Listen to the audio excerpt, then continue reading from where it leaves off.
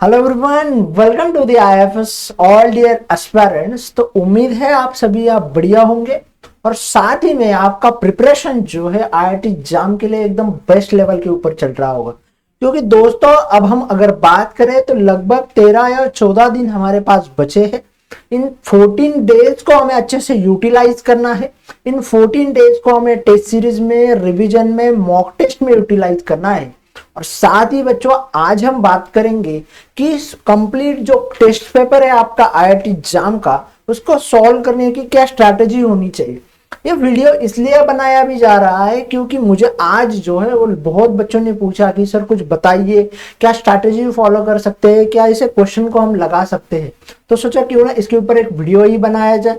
तो दोस्तों स्टार्ट करते हैं आज के सेशन को। और सबसे पहले बात करते हैं हम आईआईटी एग्जाम के एग्जाम पैटर्न की, क्योंकि आप देने जा रहे हो आपका फेवरेट एग्जाम जो कि आपके लिए डोर ओपन करेगा आईआईटी एग्जाम के। तो सबसे पहली चीज है, आपके एग्जाम में आते हैं 3 section, section A, section B और सेक्शन सी। अब सेक्शन ए जो है आपका है लगभग 30 क्वेश्चन का। उसमें से 10 क्वेश्चन जो बच्चों आपको देखने को मिलेंगे वो होगी 1 मार्क के, और बचे 20 क्वेश्चन जो होंगे वो होंगे आपके 2 मार्क के। अब इसमें आपको क्या करना है, 10 सवाल आते हैं 1 मार्क के, 20 सवाल आते हैं 2 मार्क के। जो है यहाँ पे आपको 1/3 और 2/3 जो है आपको निगेटिव मार्किंग देखने को मिलती है। फिर आपका सेक्शन बी जो है वो आता है पूरे 10 मार्क का, 10 क्वेश्चन का, और उसके मार्क की अगर बात करें तो लगभग आपको 20 मार्क देंगे। और इसमें जो है आपको कोई भी निगेटिव मार्किंग बच्चों देखने को नहीं मिलती है। अब हम बात करते हैं सेक्शन सी की, और सेक्शन सी में आपको क्या देखने को मिलेंगे, 20 क्वेश्चन देखने को मिलेंगे। पहले 10 क्वेश्चन जो होंगे वो 1 मार्क के लिए होंगे, बचे 10 क्वेश्चन जो होंगे आपके 2 मार्क के लिए होंगे। तो ये अगर मार्क की बात करें तो लगभग जो सेक्शन ए है वो कैरी करता है 50 मार्क, सेक्शन बी कैरी करता है आपका 20 मार्क, और सेक्शन सी कैरी करता है लगभग आपका 30 मार्क के आसपास, मतलब टोटल 30 मार्क। अगर हम कैलकुलेशन और टाइम की बात करें तो लगभग आपके पास होते हैं 3 आवर, और उसके साथ साथ क्वेश्चन बच्चों आप में देखने को मिलते हैं 60 क्वेश्चन। अब है बात है कि मुझे हमेशा से पूछा गया है कि सर सेक्शन ए को सॉल्व किया जाए, सेक्शन बी को सॉल्व किया जाए, या फिर सेक्शन सी को हम जल्दी सॉल्व करें। ठीक है, तो अब जो है इसके ऊपर बात करेंगे। तो हमेशा से सवाल आता है from which section should start the exam. तो सबसे पहले अगर आपको बात करनी है तो आपको सॉल्व करना है सेक्शन ए। सेक्शन ए को आपको जैसे ही आप क्वेश्चन पेपर ओपन करोगे आपको सेक्शन ए के क्वेश्चन देखने को मिलेंगे। और सेक्शन ए के पेपर जो है जितने भी सारे क्वेश्चन है, चाहे वो 2 मार्क के सवाल हो या फिर 1 मार्क के सवाल हो, हर एक सवाल जो है आपको एमसीक्यू के फॉर्म में देखने को मिलेगा, और इसमें निगेटिव मार्किंग भी देखने को मिलेगी। और ऊपर से जो है वो बहुत सारे सवाल ऐसे होंगे जो आपसे बनेंगे, आपके लिए इजी होंगे। ऐसे सवालों के रिगार्डिंग आपने अच्छे से पढ़ा होगा। फिर जाके आगे क्या करना है, तो आगे जो है आपको करना है सेक्शन सी को सॉल्व।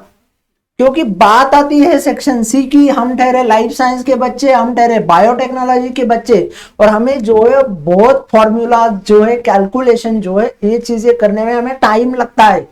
और आपने अगर देखा है तो सेक्शन बी में हमारे एमएसक्यू के जितने भी सवाल होंगे, या तो आपको थ्योरेटिकली देखने को मिलेंगे, या फिर आपके सवाल ऐसे होंगे जिसमें आपको कम कैलकुलेशन करने की जरूरत होगी। तो इसी वजह से जो है आपका सेक्शन सी जो होगा बच्चों, तो सेक्शन सी में आपको क्या करना है, सबसे सेकंड नंबर के ऊपर प्रायोरिटी देके उसको सॉल्व करना है।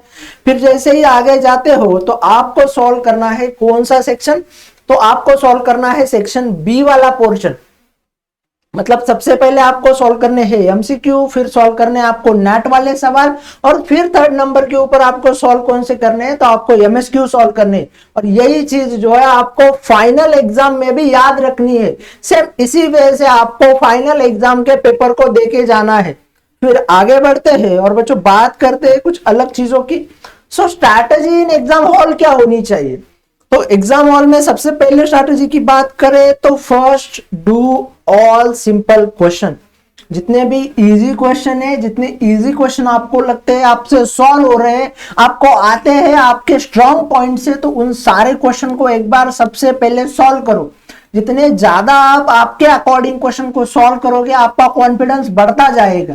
फिर दूसरी चीज आपको क्या करनी है, तो आपको करना है मॉडरेट लेवल के क्वेश्चन के ऊपर जाना है, ऐसे सवालों के ऊपर जाना है जहां आपको 50-50 चांस देखने को मिल रहा है, जहां पे कैलकुलेशन जो है, फॉर्मूला जो है आपको हाफ आता है, हाफ चीजें नहीं आ रही है। ठीक है, तो सेकंड आपको जाना है मॉडरेट लेवल के ऊपर। थर्ड जो है आपको क्या करना है, तो जितने भी डिफिकल्ट क्वेश्चन है अगर वो निगेटिव मार्किंग से आ रहे हैं, जहां से मतलब हमारे नेट सवालों से या एमएसक्यू सवालों से आ रहे हैं, तो उनको ट्राई करने की कोशिश करना। बट ये चीज हमेशा याद रखना, अगर वो क्वेश्चन आपके एमसीक्यू फॉर्मेट से है, आपके निगेटिव मार्किंग होने के चांसेस है, तो वहां पे उनको हाथ मत लगाना, आपके मार्क्स जाने के चांसेस रहते हैं। आपको प्रोबेबिलिटी के अकॉर्डिंग, तुक्के के अकॉर्डिंग नहीं जाना है। जहां सवाल बन रहा है वही सवाल सॉल्व करना है, जहां सवाल नहीं बन रहा है वहां सवाल सॉल्व नहीं करना है। ठीक है, उसके बाद अगर बात करें, तो उसके बाद आपको अगर प्रैक्टिस करनी है आईआईटी जाम की, स्वीट पीजी की, तो आपको आईएफएस के ऊपर बहुत सारी चीजें जो है वो फ्री में मिल रही है, तो इन सारी चीजों का बेनिफिट लीजिए। और उससे भी पहले अगर मैं बात करूं, तो एग्जाम को बचे हैं 15 दिन या 13-15 दिन, तो इसमें ज्यादा से ज्यादा रिवीजन करो, ज्यादा से ज्यादा टेस्ट सीरीज लगाओ, ज्यादा से ज्यादा मॉक टेस्ट को प्रैक्टिस करो। जितनी ज्यादा ये चीजें करते जाओगे उतना जो है आपको बेनिफिट आपको एग्जाम हॉल में देखने को मिलेगा। आज से ये चीज हमेशा याद रखना, जितने भी मॉक टेस्ट लगाओगे, मॉक टेस्ट आज के अकॉर्डिंग ही लगाना है, आज के स्ट्रेटेजी सेशन के अकॉर्डिंग ही लगाना है, तब जाके आपको हैबिट होगी। आपको हैबिट किस चीज की होगी, कि ऐसे लगाना होता है। ये सारी चीजें एग्जामिनेशन हॉल में यूज करने से पहले आपको मॉक टेस्ट में यूज करनी है। ठीक है, चलो तो मिलते हैं किसी अनदर वीडियो में, तब तक के लिए अलविदा दोस्तों। Happy learning and all the best for you.